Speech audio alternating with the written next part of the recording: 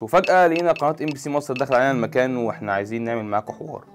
بص انا محتاج احكي لكم عن اكتر حاجة مجنونة عملتها في حياتي. اكتر حاجة مش عارف هي اكتر حاجة مجنونة.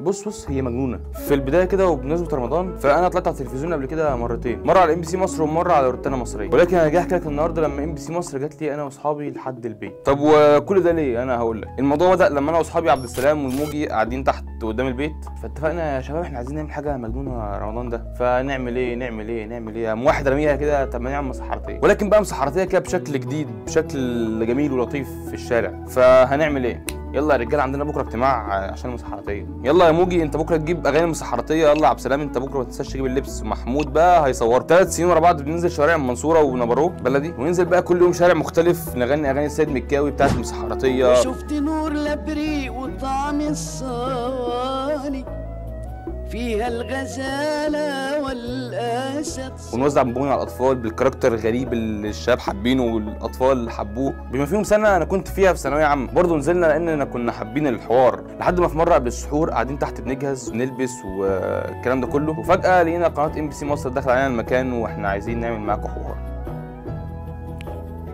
نغير شكلنا عشان زينا زي اي حد مش هنفرح، زينا زي اي حد مش هنبقى مبدعين ولا مختلفين ولا اي حاجه. اتعلق معانا جدا، حبونا، ما قدرناش برضو نوصل فكرتنا قوي لرمضان اللي فات، نزلنا برمضان ده بشكل جديد، شكل مختلف.